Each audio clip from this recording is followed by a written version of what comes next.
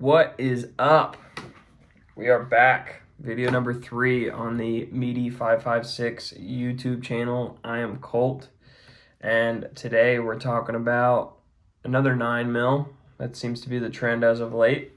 Something I just picked up, and I'm actually really happy with. Did a couple things to it.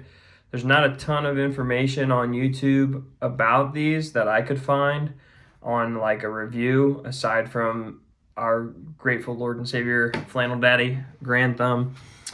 He talked about his, and I kind of rode his coattails a little bit with what I did with this, but I also don't have his kind of funds and resources. So once again, this is a very budget build, and I will explain why and how and the whole story behind this gun. But today we are talking about the CZ Scorpion. Now, this is the very first CZ that I've ever owned. It's also the first PCC that I've ever owned.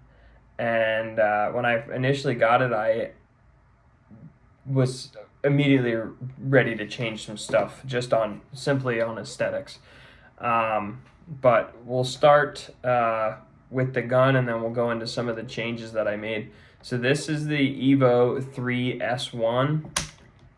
I believe it's like a 6 3/4 inch barrel. It's technically a pistol. So I probably will end up SBRing this gun. But just real quick, mag's empty, chamber's empty, gun is clear and safe. Little bit of a weird manual of arms, and we'll get into that a little bit during this video. But just a quick overview. CZ Scorpion 9mm pistol caliber carbine. I bought the gun for $800 from a pawn shop. It was set up as a pistol. Nothing was on it. It was gray. Had the original handguard, and it had just the irons, and it came with 5 magazines. Came with 2 of these CZ brand magazines, and then 3 of these nice big P mags, which was kind of a win in my book. These are 35 round P mags, and these run great. I haven't had an issue, and I actually just went and sighted this bad Larry in last weekend, and man, I took a friend of mine with me, and we went and shot this thing, and it is a tack driver. Very, very accurate. I know some people online were talking about these muzzle devices, and that they're having accuracy issues with the muzzle devices. They were changing muzzle devices and trying to get them a little more accurate. But I mean, I was stacking dimes with this thing, and I don't know if it's them or me or the shooter or the gun or the range or ammo or what, but I was shooting Winchester 9mm budget friendly 9mm ammo for 24 cents a round, and I even ran through some of old Paw Paw's freaking old dirty 1985 9mm that wouldn't run through either of my Glocks. I would have to tap rack every other round. I jammed a mag 35 just to get rid of it, and this thing ran no issues. Didn't even skip a beat. Fired every round, no jams, no nothing. So this thing, from my experience this past weekend, will pretty much feed anything. If it'll feed that old ammo, it'll feed brand new ammo. I'm not kidding. That ammo is 30 years old. So it was just laying in a sandwich bag that my wife and I inherited. So some old 9mm was ran through this thing. That's probably why it's filthy dirty, but that's all right. So, CZ Scorpion EVO 3S1. I know they have like the EVO Pro now, and this is like the 3rd gen. I don't know a whole lot about them. But 9mm blowback system. First thing I noticed with this thing is I shot it without the brace on. I shot it initially, and I was like, wow, that thing recoils a lot. And I had to kind of look at the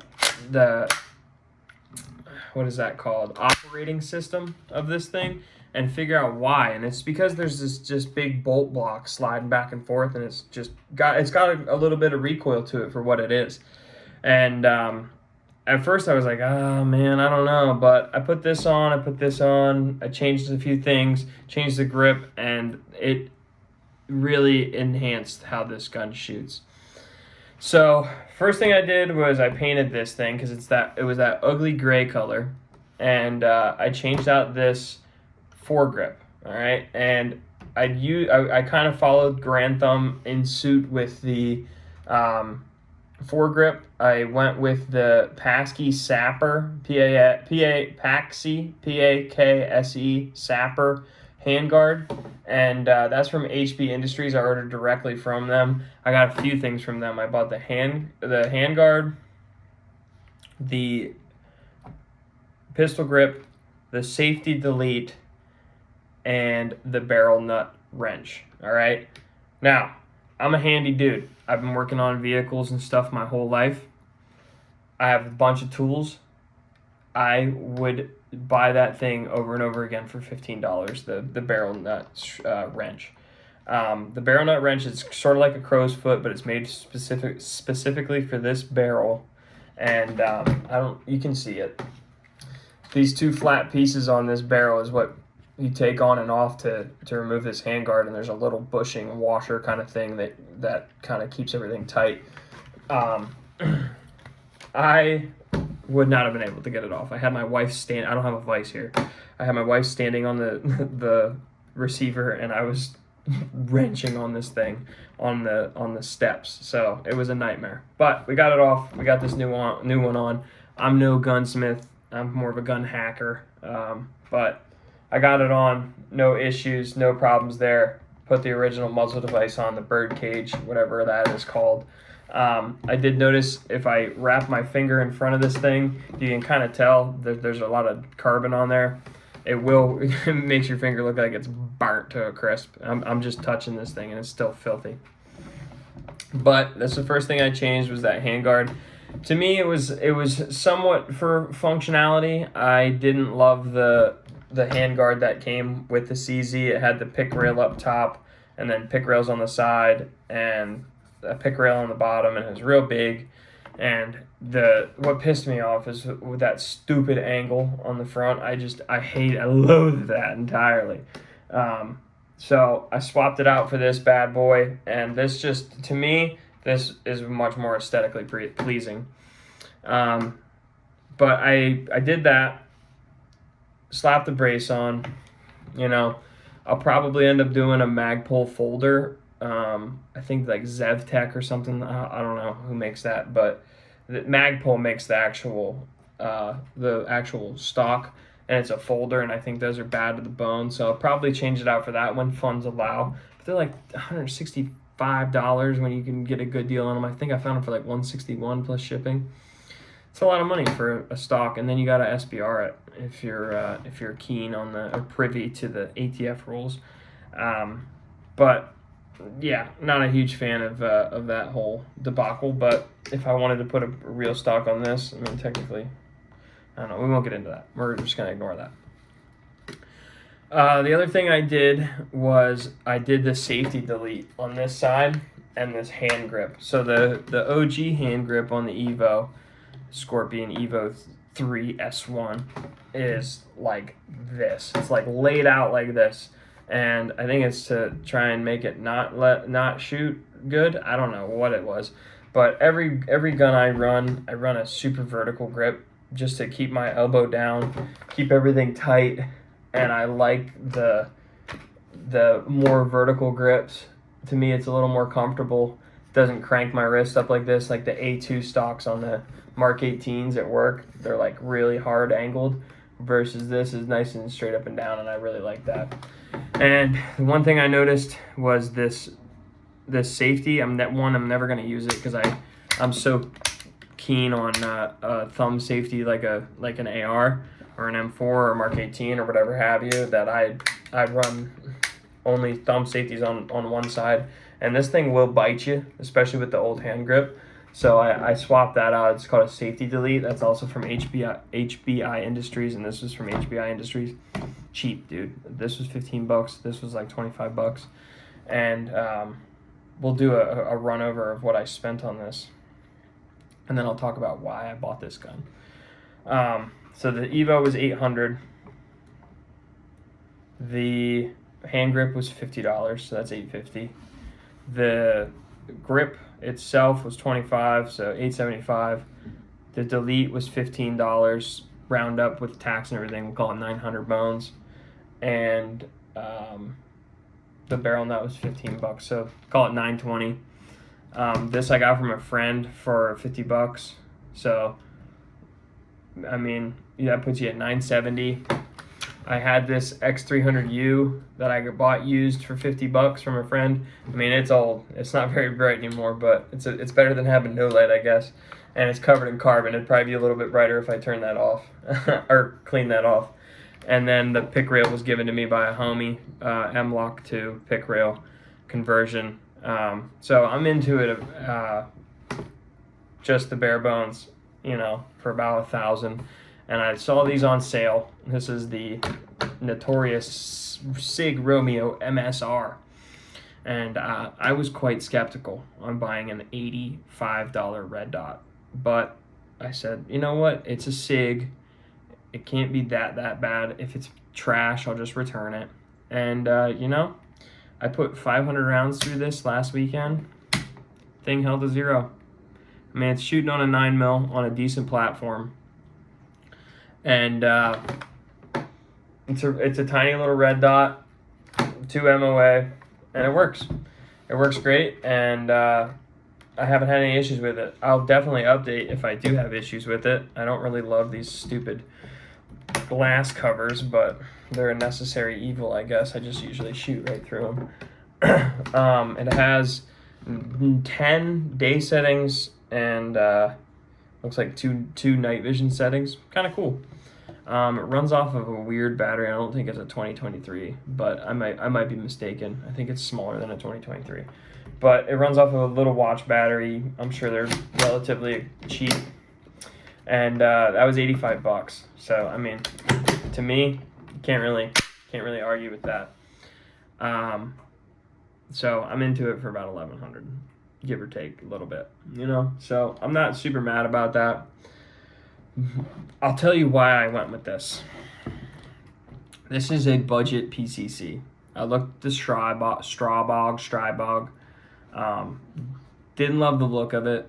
I as much as I love the performance of the gun, I like them to look cool too.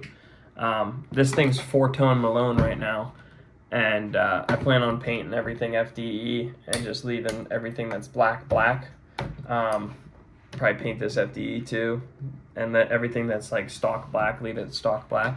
I think it'll look a little better, but right now it's just painted up, and I don't really care that much.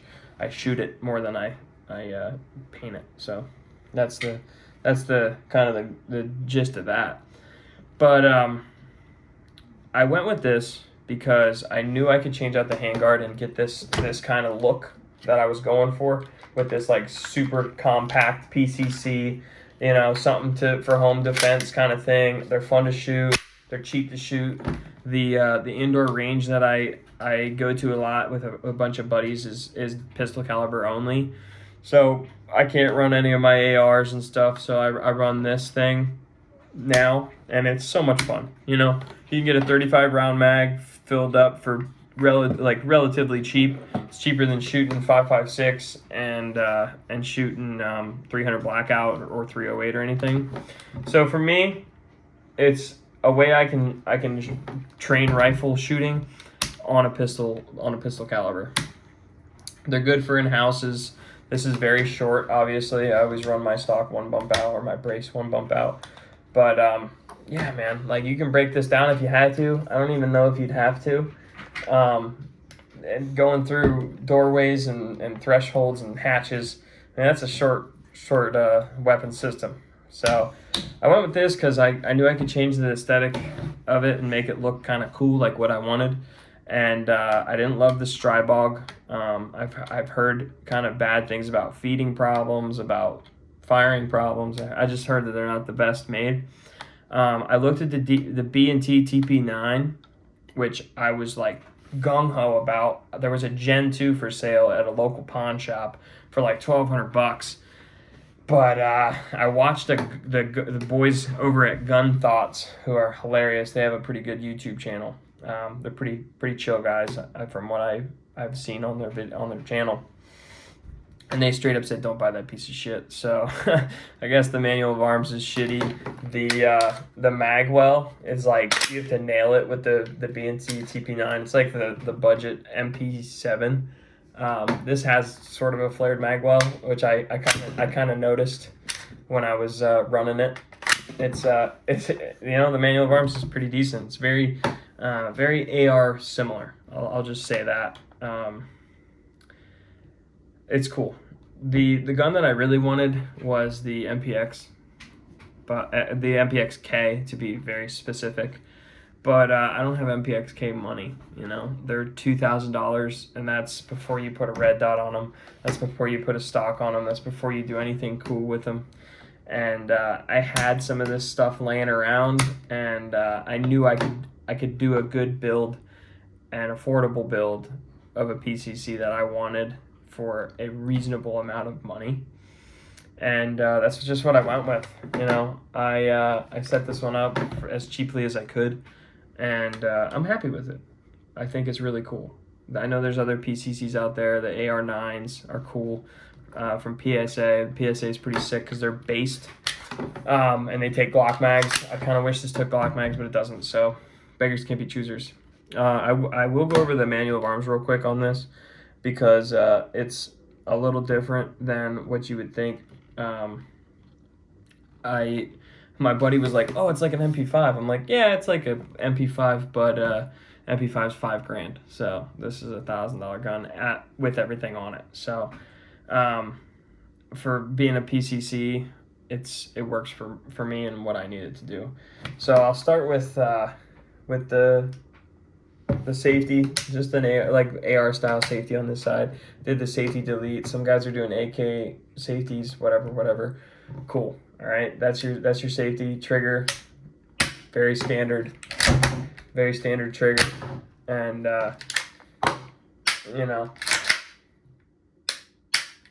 works. I wouldn't say it's the best. Some guys say do the Timony trigger, but it works good enough for me. I'm accurate enough with this trigger to just leave it alone. So I'm just gonna leave it alone. As far as this charging handle on the side, it is non-reciprocating, which is cool. And the one thing I did like about it is you get to scratch that HK slap itch a little bit with that, which is kind of sick. Rolls up, slap it forward. You're gonna use it one time. And that's the first time you do an initial load on this. You'll rock it back, you'll put your mag in, and you'll send that thing home. And that'll be your initial load. Other than that, this thing is gonna lock open on the last round, which is sick because AKs don't do that. And then you're gonna use this bolt catch, bolt release kind of thing right here, which is weird. It's like a massive pistol bolt catch, bolt release to send that bad boy home with a mag in there, right? Once this thing's no longer seated up, you're gonna send that home with that, which to me was a little weird, but it works. So CZ kind of thought of that. And then the other thing that I didn't hate, but I see a lot of people change this out is they put a bigger tail on this thing to do mag changes. Whether you're going with the same hand to there or you're going with your index finger to send that thing out, I mean, it'll pop out pretty good. However you decide to run that. I was kind of just flicking them out of there and tossing it in. But it's pretty sick, man. Some people put some grips under here. I might put a little hand stop in there or something, just something to get some grip. But I pretty much just shoot it, kind of gripping it here. It's a little girthy to be wrapping your finger around the top, so I kind of go here. And if I need to hit my light, I'll just reach over with my middle finger and kind of flick that thing on. It works, man. Four-tone Malone over here, all right? So if you were thinking about buying a CZ Scorpion for your budget PCC, I'd give it the nod. It's a good gun. I had no problems with it. Stay tuned to see if I do anything crazy with this or end up painting it the proper FD color to make it not look like this. But that's it, man. Take care.